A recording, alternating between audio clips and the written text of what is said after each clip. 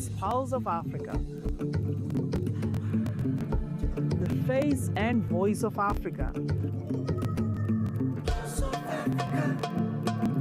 The story of resurgent and burgeoning Africa is here, only on the Pulse of Africa channel.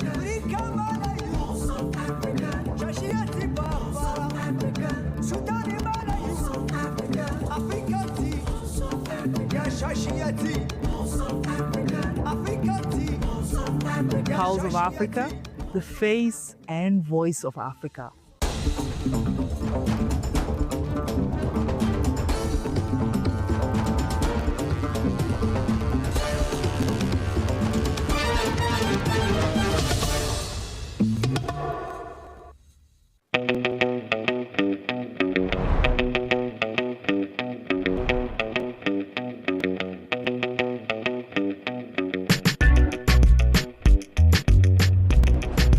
Welcome to Ethiopia, your second home.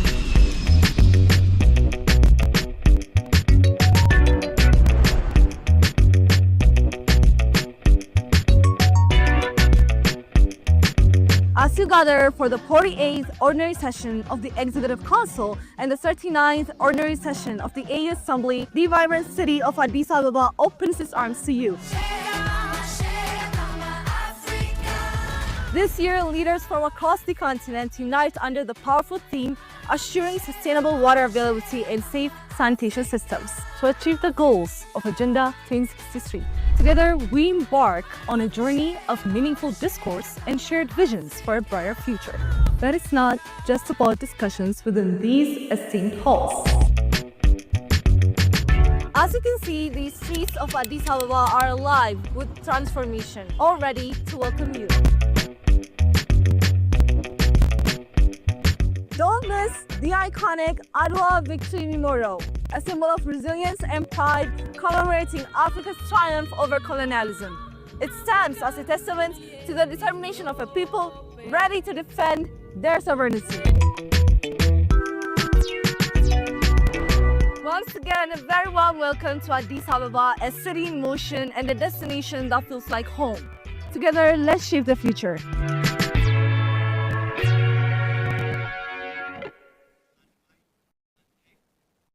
Hello and welcome. I'm Magdalena Tanaga with Pulse of African News, bringing you the latest stories and updates from across the continent. Live from Addis Ababa, the capital of Africa, let's start with Africa-Indian partnership, moving beyond symbolic cooperation.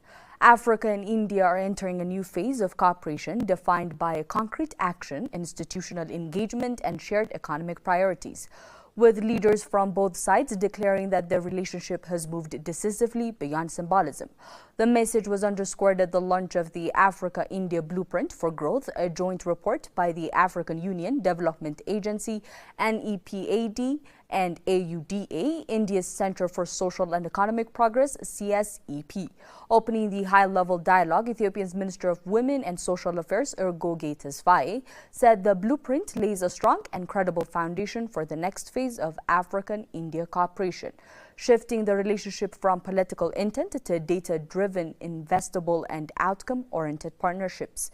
These movement reflects a new model of diplomacy. The minister said nothing that Africa-India engagement is increasingly anchored in scientific evidence, financial viability, and long-term resilience. Agriculture remains central to the partnership, with cooperation shifting from traditional farming to precision agriculture, supported by India's expertise in climate resilient seeds, AI-driven soil analysis, and satellite-based crop monitoring. These initiatives aim to reduce post-harvest losses often as high as 40%, while strengthening food security and financial sustainability.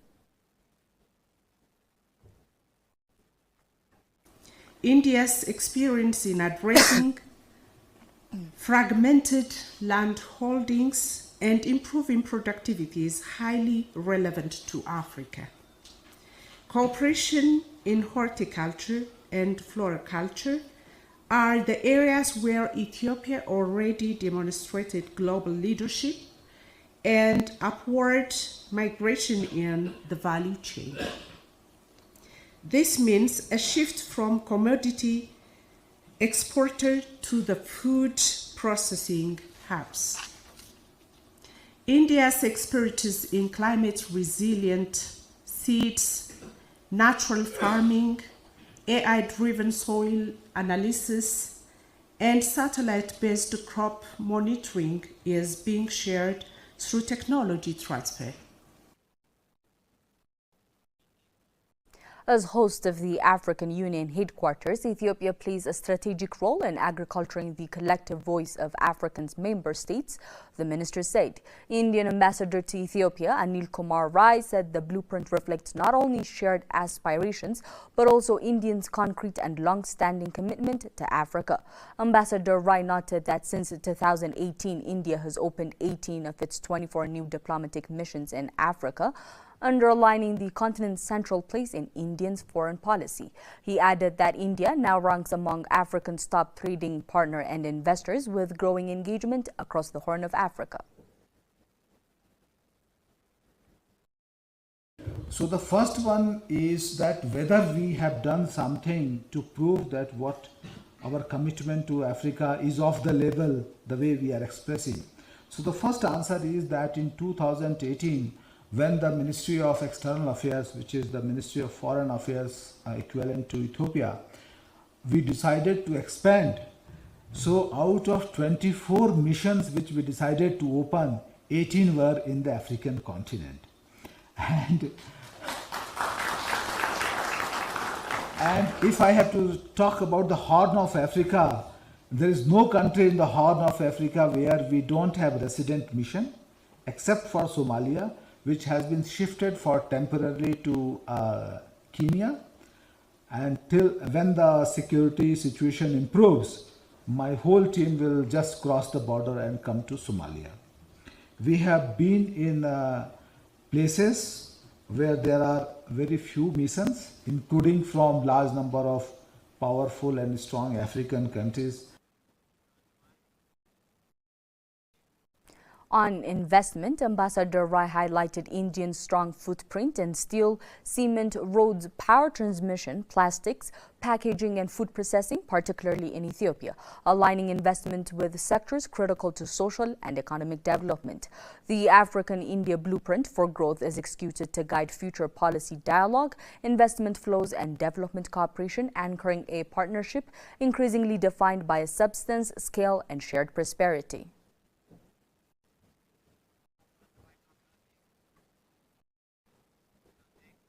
Burundi's ambassador to Ethiopia and permanent representative to the African Union, Willy Naimaitwe, said the 2026 African Union Summit focuses on water and sanitation, emphasizing the vital need for safe and sufficient water across the continent.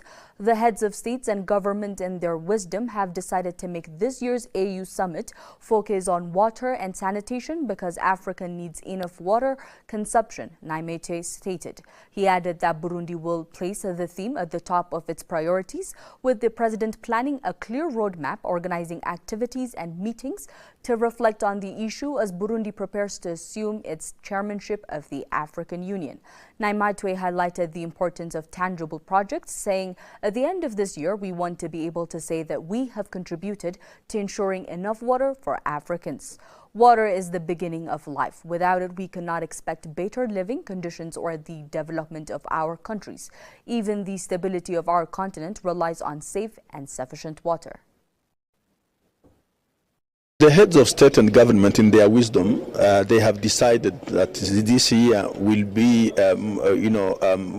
focusing on, water and sanitation, because Africans, they need enough water for their consumption. And, Burundi will have this at the top of its priorities. The president of Burundi will be trying to implement this theme of the year by putting in place, a roadmap which is clear, organizing activities and meetings, to reflect on this theme of the year. But we also need to have projects tangible project, so that at the end of this year we'll be able to say that we have contributed in propagate in having enough water for Africans to consume. Water is the beginning of life. Without water we cannot expect a better life. We cannot even develop our countries. So even the stability of our continent relies on having safe and enough water to consume. The 2026 AU Summit will center on the theme of the year, assuring sustainability, water availability, and safe sanitation systems to achieve the goals of Agenda 2063, reflecting a commitment to life, development, and climate resilience. As Burundi prepares to assume its chairmanship of the African Union, the country aims to lead initiatives that translate this theme into tangible results for the continent.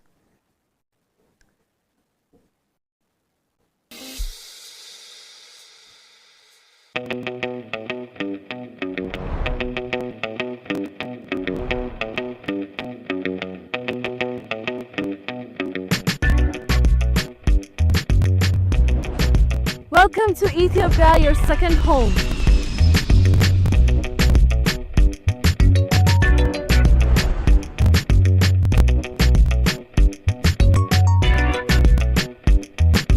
As you gather for the 48th Ordinary Session of the Executive Council and the 39th Ordinary Session of the AU Assembly, the vibrant city of Addis Ababa opens its arms to you.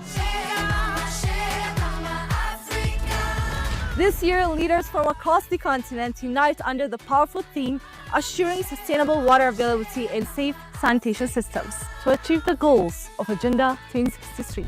Together, we embark on a journey of meaningful discourse and shared visions for a brighter future. But it's not just about discussions within these esteemed halls. As you can see, the streets of Addis Ababa are alive with transformation, all ready to welcome you. Don't miss the iconic Adwa Victory Memorial, a symbol of resilience and pride commemorating Africa's triumph over colonialism. It stands as a testament to the determination of a people ready to defend their sovereignty. Once again, a very warm welcome to Addis Ababa, a city in motion and a destination that feels like home. Together, let's shape the future.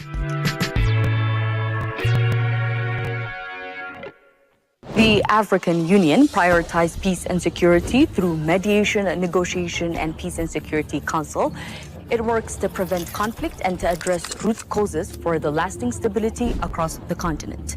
Progress in regional cooperation and conflict prevention both support the broader development growth across our continent. These efforts strengthen our resilience and pave the way for sovereignty across the continent. And all African leaders will be focusing to reinforce these mechanisms on the 39th session of the African Union Assembly from February 14th to 15th, 2026, right here in Addis Ababa. And we, Pulse of Africa, will be your trusted media platform where you get all information across the continent. Make sure to stay tuned. If you don't tell your story, it will be told by others. They'll talk of hunger, they'll talk of war, they'll talk of conflict, but they'll not say the things that are happening in Africa that are positive.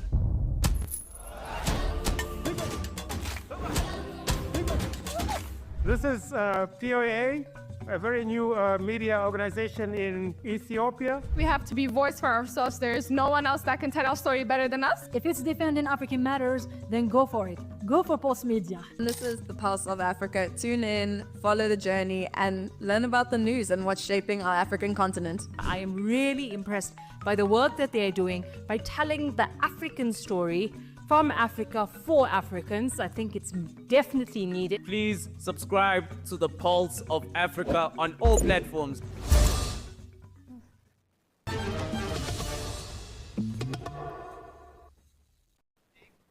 Nigerian President Bola Tinubu said that the West African country would defeat terrorism and banditry, describing the threats as unacceptable and alien to core values.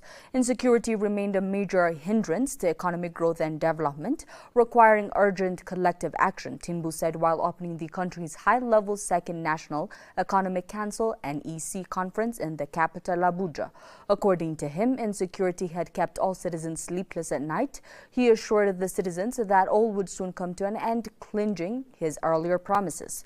Tinubu asked NEC's statutory compromising the vice president and all governance of the country's 36 states and the federal capital territory to drive inclusive growth, stressing the need for the effective implementation of the Renewed Hope National Development Plan 2026 to 2030. Themed delivering inclusive growth and sustainable national development, the Renewed Hope National Development Plan 2026 to 2030, the two-day conference is attended by state governance, ministers, members of the National Assembly, development partners, and private sector leaders. Describing the Renewed Hope National Development Plan 2026 to 2030 as evidence-based, realistic, and anchored on inclusive and sustainable growth. The Nigerian president said it was also designed to deepen grassroots inclusion through a bottom-up approach. Nigeria's diversity is our strength. When every state grows, Nigeria grows, he said, adding that infrastructure development across transportation, power, digital connectivity, housing, and irrigation had been prioritized.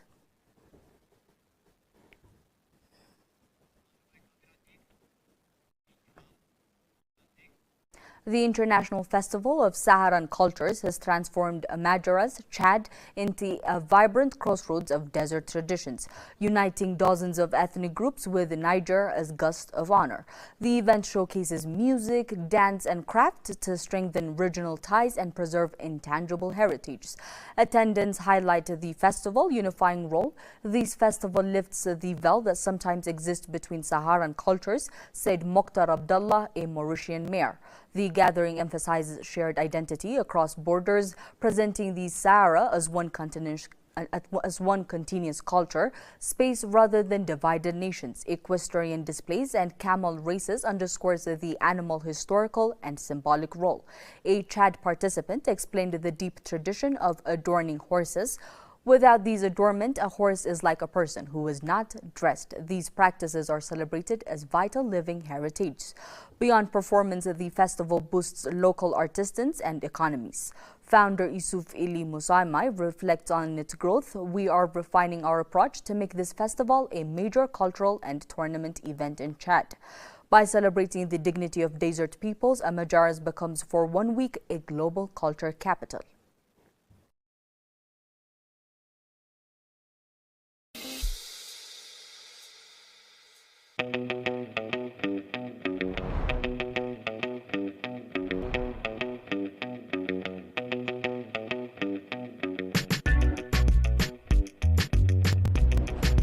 Welcome to Ethiopia, your second home.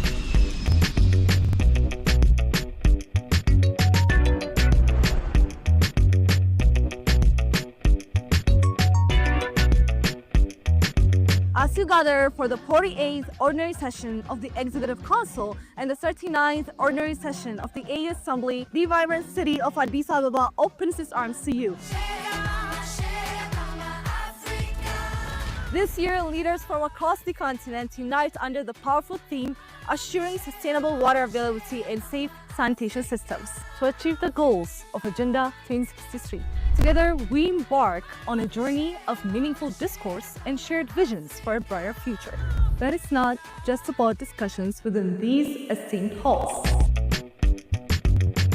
As you can see, the streets of Addis Ababa are alive with transformation, all ready to welcome you.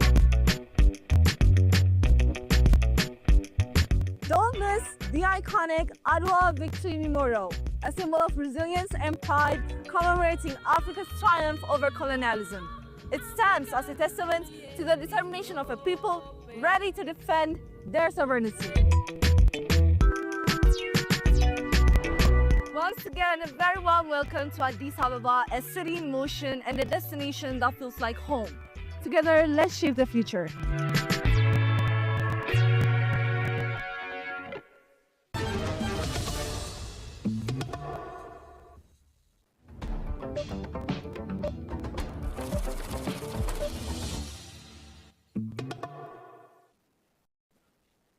Heading to business news, we have the governor of the National Bank of Ethiopia, Eyob Takaling, has underscored the central role of macroeconomic reforms in driving Ethiopia's economic recovery and long-term growth, drawing on the country's recent reform experiences.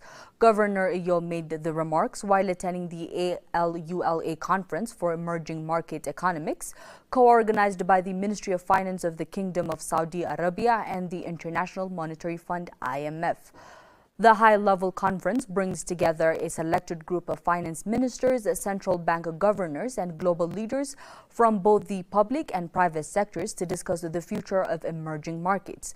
He noted that Ethiopia has already surpassed its pre-pandemic growth levels and is now well-positioned to achieve double-digit economic growth in the 2025 to 2026 fiscal year, reflecting the positive impact of ongoing macroeconomic reforms. Growth actually in Ethiopia is above pre-pandemic level now. When we started this year, the Ethiopian budgetary starts in July. The plan was, the projection was 9.2 growth, but actually by looking at 6 months number, we are now certain that we might actually grow double digits, 10.2% or so by the end of the year. So macro reform works when institutions respond. That's what we saw. Governor Eyob also highlighted the importance of the African Continental Free Trade Area, AfCFTA, describing it as a critical instrument not only for boosting trade flows but also for accelerating industrialization across the continent. He pointed out that the intra-African trade currently accounts for about 15% of Africans' total trade, compared to around 60% in Europe and 30% in Asia. On the importance, there is no question about it. AfCFTA is a very important instrument, not just to increase trade flows, but also as a driver for industrialization. When you look at Africa's inter-Africa trade, it's just about 15%. Compare that to Europe, 60%, Asian, 30%. If we can bring it to at least Asian level, we are talking about 140 billion annual, which is 7-8% of Africa's GDP. So quite critical. But so AfCFTA, I think, can help us realize that opportunity by providing an institutional framework. But this all depends on productive capacity, regional value chains, trade and logistic reforms. So that's why I've talked about the importance of reform earlier. For Ethiopia, this has been quite beneficial. However, he emphasized that realizing these gains depends on strengthening productive capacity, developing regional value chains, and implementing trade and logistic reforms. He noted that Ethiopia's reform agenda has already delivered tangible benefits and reaffirmed the country's strong commitment to free trade and regional economic integration. Governor Eyob recalled that Ethiopia was the first country to sign the AfCFTA agreement and is now actively trading under its framework. While early results have been encouraging, he cautioned that the impact remains modest at this stage. He concluded that strategically expanding regional trade is essential for Africa's future, citing advantages in logistic, economic linkages, and value chain developments as key areas that policymakers should continue to prioritize.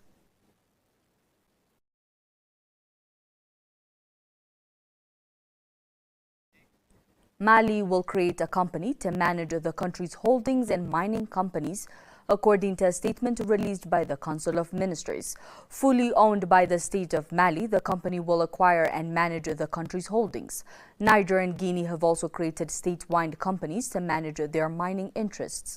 Mali is one of Africa's largest gold producers. The creation of a mining company comes after the conclusion of Bamako's long fight with Canadian miner Barrick Gold. Mali's junta had tightened regulations on the mining sector, which is key to its economy, before falling into dispute with Barrick.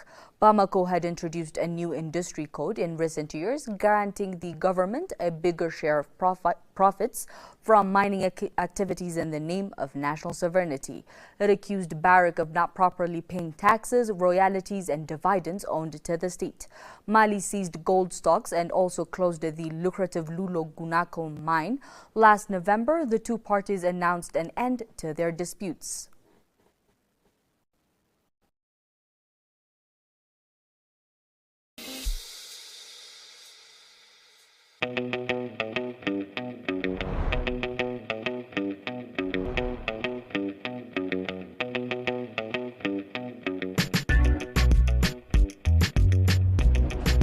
Welcome to Ethiopia, your second home.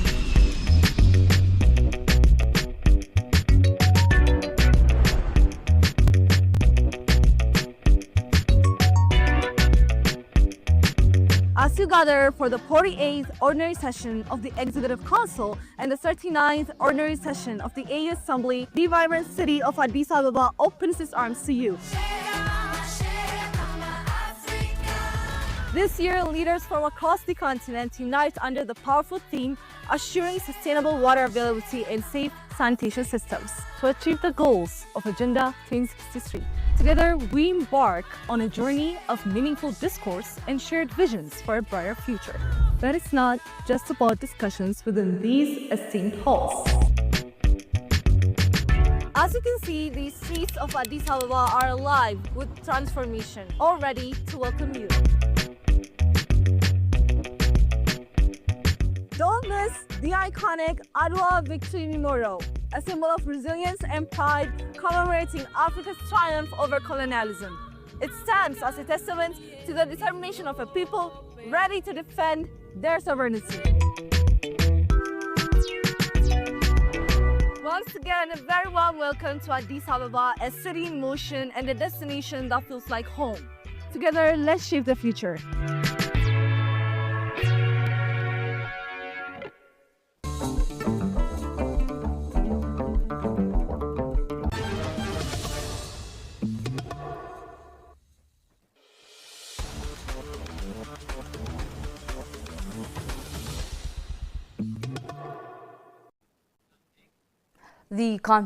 Heading to sport news, the Confederation of African Football (CAF) Executive Committee will convene in East Africa for a key meeting scheduled to take place on Friday, 13th February 2026 in Dar es Salaam, Tanzania. The CAF Executive Committee (EXCO) meeting will be chaired by the CAF President, Dr. Patrice Motsepe, and will bring together senior African football leaders to deliberate on a range of strategic and administrative matters concerning the development of the game on the continent. Following the conclusion of the meeting, a press conference will be held at the Hyatt Regency, Dar es Salaam. The hosting of the CAF EXCO meetings in Tanzania marks an important milestone in the countdown to the Total Energies CAF Africa Cup of Nations 2027, which will be jointly hosted by Kenya, Tanzania, and Uganda. The meeting underscores East Africa's growing role in African football and the region's preparations ahead of the prestigious continental tournament next year. CAF's presence in Dar es Salaam further highlights the organization's commitment to engaging closely with host nations as Africa prepares for one of its most anticipated sporting events.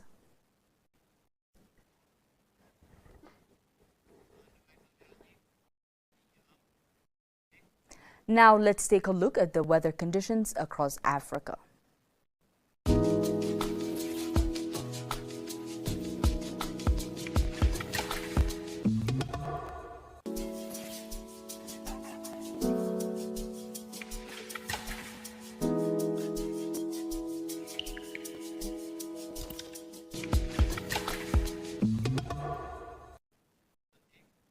Thanks for joining us on Pulse of African News. Stay tuned for more stories that matter across the continent. Goodbye for now.